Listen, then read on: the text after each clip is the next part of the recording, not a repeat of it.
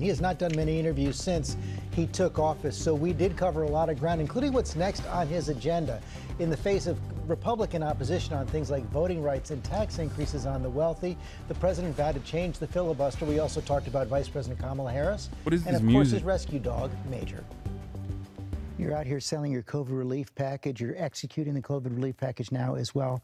What's next on your legislative agenda? If you notice the criticism of the COVID relief package from my Republican friends, is they say it spends too much money and it gives too many tax breaks. All these tax breaks go to the bottom 60% of the population.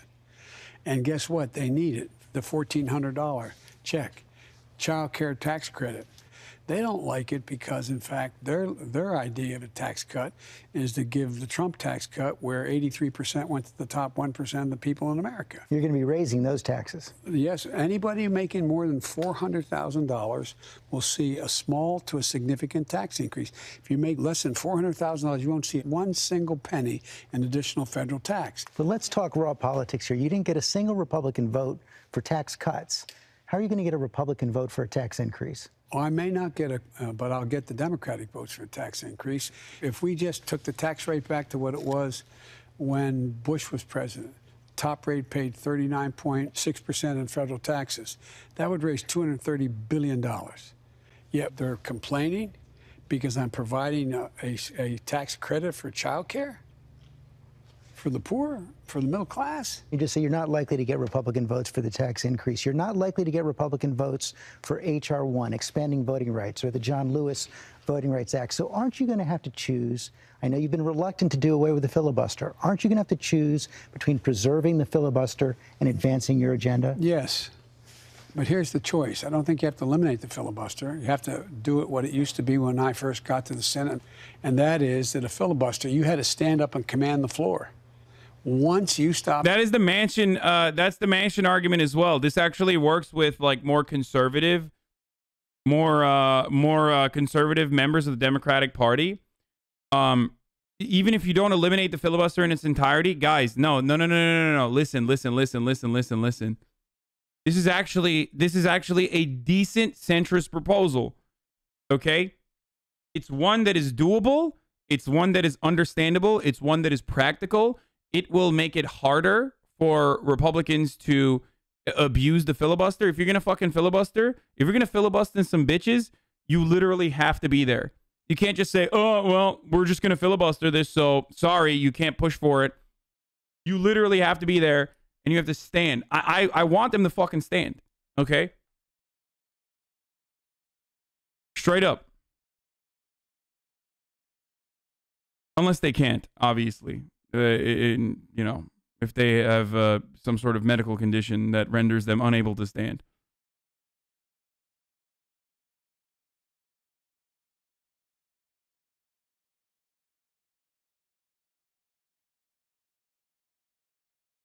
Yeah, especially because, like, guys, remember, Bernie was apprehensive about the elimination of the filibuster and didn't want to do it because Bernie Sanders has utilized the filibuster in the past as well.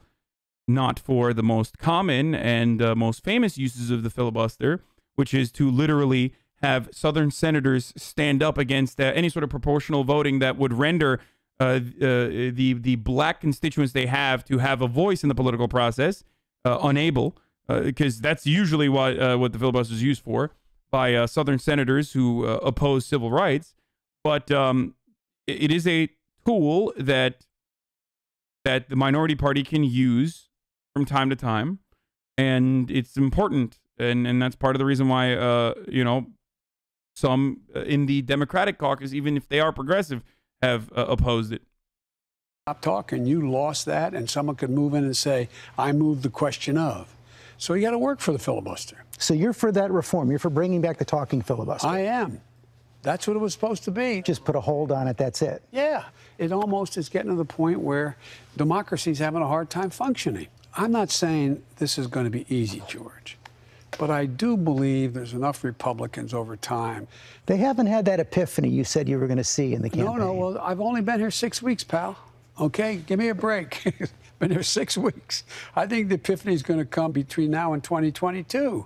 78% of the people say they support this program. 52% of Republicans. Republican voters want to be able to choose between being able to send their kid to a daycare that they can afford. It's not like every Republican voter is a billionaire. You probably walked into the Oval Office as president with about as much experience, if not more experience, than any other president who's ever served. More than 3 decades in the Senate, 8 years as vice president. So what is it about the job that surprised you, that even you didn't know? What has surprised me is that I'm not as surprised as I thought. Well, Madison Cawthorn's not a senator, chatter, so it doesn't matter. But I might be. I don't know if that makes any sense. It's like sitting, when I was vice president, the big difference is that famous expression of Harry Truman, the buck stops here. For 8 years, I had a great relationship and still do with Barack. And I'd always be the last person. Flex. Motherfucker said Barack, dude. That's a flex. I have a great relationship with Barack. Okay, bro. Person in the room. And I'd say, throw the pass or run the ball. And I'd give my opinion. I was the last guy, and I get to leave. But he's all by himself to have to make that decision. That's the big difference. Is Vice President Harris the last person in the room? Most of the time, yes. As a practical matter, yeah, she is. One final question. Sure. It's been reconciliation bills for almost a decade, and suddenly democracy is almost not working. Yes, democracy hasn't worked for a while, and the weaponization of the filibuster has been an ongoing problem for especially the Democratic administrations. Like part of the reason why they unshackled some components within the filibuster to ensure that regular administrative processes, like the administrative control over the judicial branch, could continue. You know what I mean? Because fucking Mitch McConnell and the Republican Party overall was just like, no, we're just literally not going to let you do regular executive branch duties. We're just going to stop them from happening. So we've just never been able to. I mean, this has just not worked. It has not worked in a while. So making it so that it's at least like punishing and difficult to do such a gigantic action is good. Thoughts on how Biden is doing compared to expectations? He's come around on finding a way around the filibuster. COVID relief is most progressive legislation in maybe 50 years. There's a lot of good in the COVID legislation, and there's still a lot of stuff that I'm disappointed by. $15 minimum wage being one of the main things that I'm disappointed by. Not being incorporated into the budget reconciliation. So I've been very balanced and careful to admit and recognize when Biden goes above my expectations. Like I've talked about how he how I talked about how what he did is like an old school Democratic thing that most Democratic politicians have not done in years, which is to take a stance in a unionization effort in Bessemer, Alabama. I can understand the disappointment. Also agree with you being balanced. You've been real fair. Yeah, like what he did there was really good. Him talking about the unionization efforts in Bessemer, Alabama against Amazon, very good. His approval rating is really good, too, as a consequence of some of the actions that he's taken thus far that are following through on the original promises. If Democrats stuck to broader economic points of view and made that their bread and butter and actually pushed for those progressive economic policies over and over again and pinned Republicans into simply talking about Mr. Potato Head's dick, you would actually start changing the outlook that the American workers had towards the Democratic Party, even within areas like the Rust Belt, where the Democratic strongholds that were backed by unions and the voters that used to be, card-carrying union members would come back to the Democratic Party rather than focus on the culture war dumbass shit the Republicans feed into their brains every day. Giving people money is always going to fucking work, okay? Telling people that you're going to improve their living conditions is just going to work.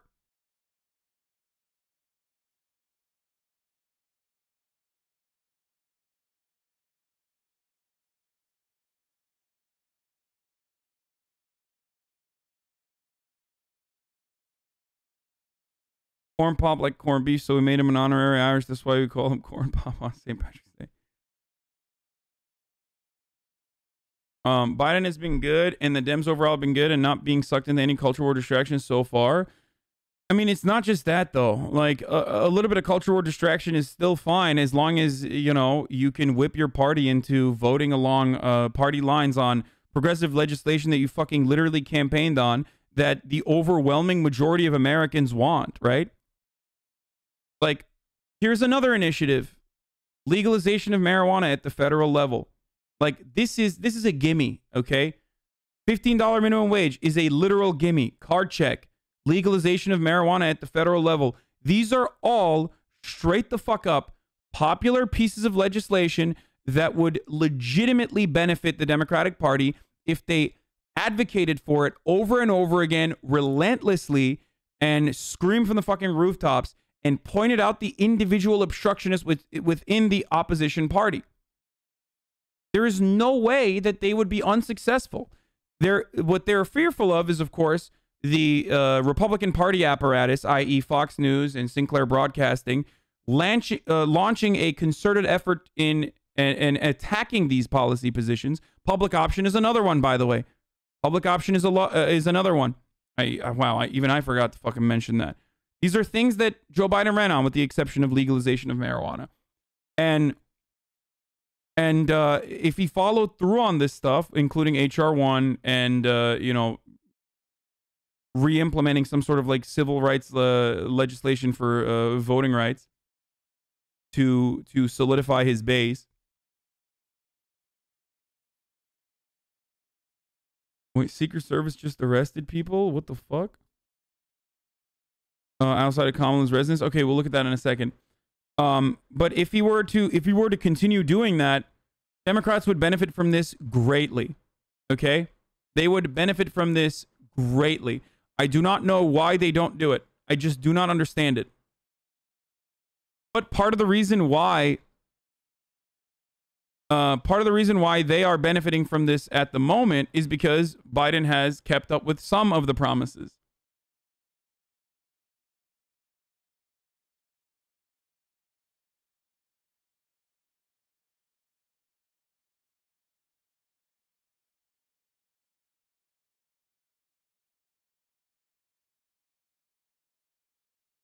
Hey, what do you think of legalizing all drugs? I agree. I think that all drugs should be decriminalized.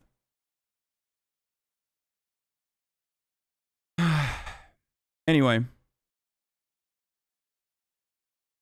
Do I think Republicans will legalize? No. Republicans will not enact progressive legislation. They will never purposely enact progressive legislation. Don't be crazy. The reason why they will not enact any sort of progressive legislation is because they know their bread and butter and their most active base of support comes from evangelicals, and evangelicals are just psychopathic reactionaries that are against all of these things legitimately. And that's why Republicans, despite recognizing the overwhelming majority support for certain policy positions, will act like the entirety of the American working class is against them, exclusively because they have to maintain their base of support within the evangelicals. They don't want to lose that. So they'll do everything they can to make sure that their base of support has outsized political power in the process through gaming the legislatures, gaming districts, and also on top of that, ensuring that the Electoral College continues. They will do everything they can instead of actually pushing for legislation that's popular. I mean, they literally voted no on the relief bill, knowing full well that there was plenty of Republicans that were in favor of the relief bill.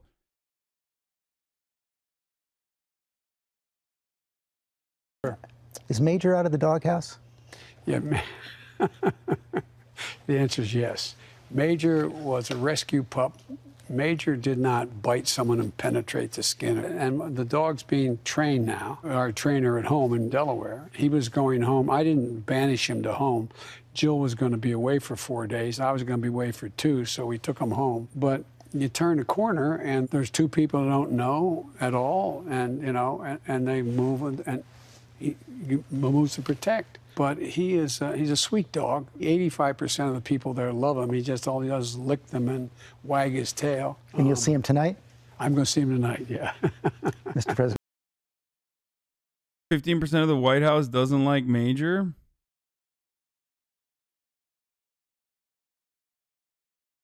Isn't it bad to legalize all the drugs? No. Mass decriminalization efforts have been incredibly successful in treating addiction as a disease rather than crime. Criminalizing addiction is actually really bad overall. Decriminalization is also good because it eliminates the black market for drugs, which plays a significant role in drug overdoses, but also additional crime.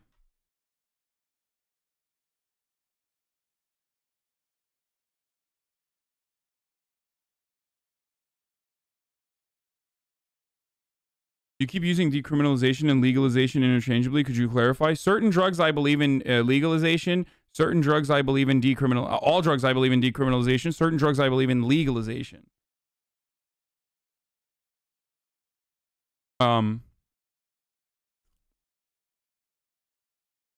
Like, I think I wouldn't legalize methamphetamine. You know what I mean? I think that should stay decriminalized.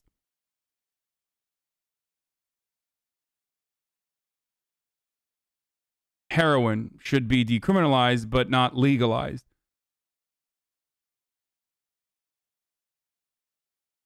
I guess legalization eliminates the black market, but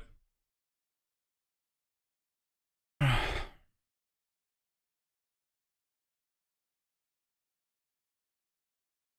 until 2016, fentanyl enters the black market. The majority of opioid overdoses were actually due to legal prescription drugs.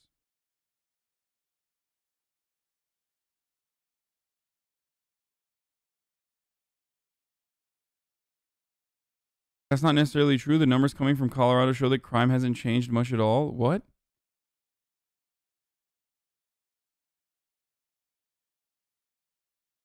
All these moms are anti-weed being legal, don't realize that kids are inhaling vitamin E acetate in knockoff hash oil carts. Decriminalizing helps root out the counterfeit shit that literally kills.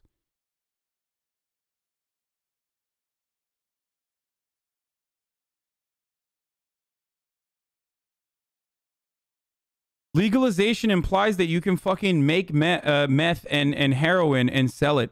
Okay? That's why I don't think that, like, certain fucking drugs should not be fucking legalized, but instead decriminalized. You know what I mean?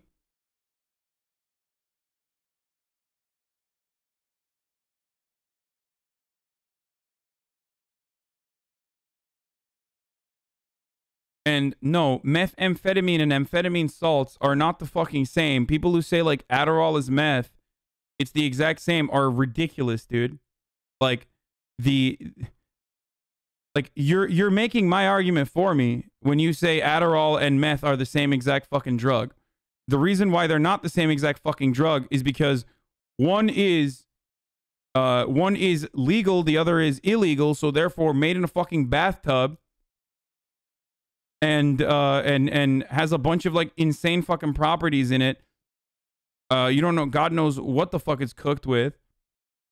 And also on top of that, it has a tremendous amount of side effects. It's not the same. Adderall's amphetamine salts, not methamphetamines, exactly.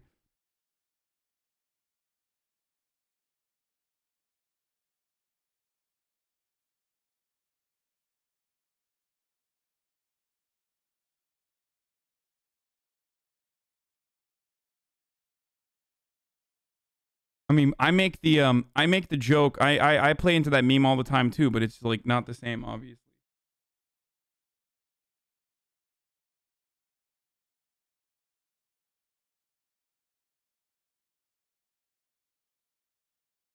Ultimately, a problem here ultimately, a problem here stems from our inability to control the prescribed medication. And again, it goes back to our argument that I was making about profit motive being a part of Big Pharma's modus operandi, right? Without the profit motive, you would not have overprescription, for example. Without the profit motive, you would not. I mean, the Sackler family and the ongoing efforts to punish this billionaire fucking family and the failure of state attorneys general to adequately punish the Sackler crime family, basically, for what they have done with OxyContin right now is literally a great example of capitalism and its failure to actually heal people.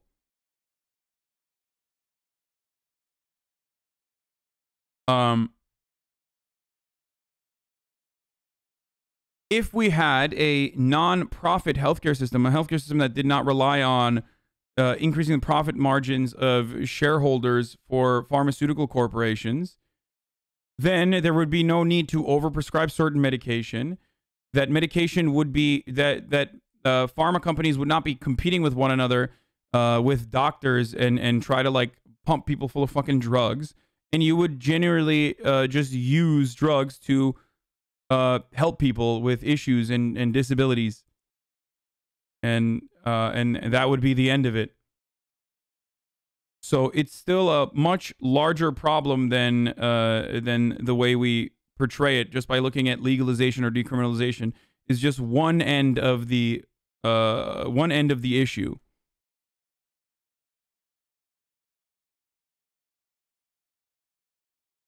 Okay?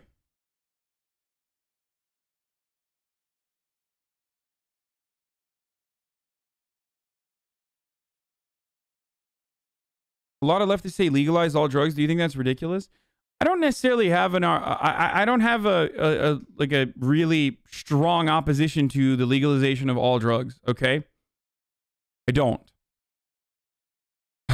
Ultimately, I want a government to regulate all aspects of this. Decriminalization still means there's going to be regulation around it.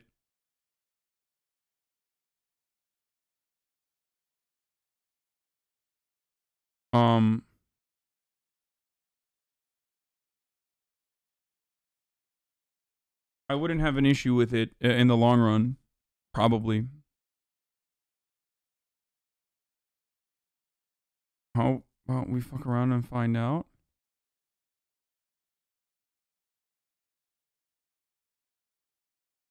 Yeah, but legalization or decriminalization is an important first step, specifically because it helps addiction treatment.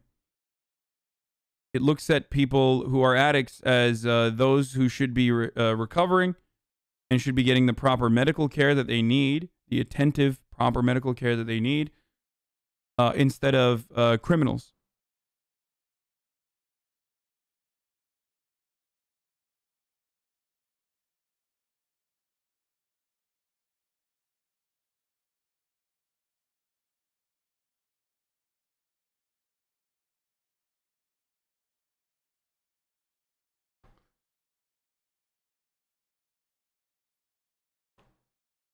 Yes, I think that's what I'm trying to say. That's why I was talking about decriminalization.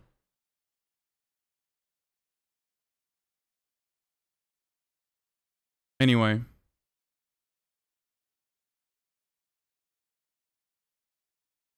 Thanks for your time. Thank you, George. I appreciate it. George,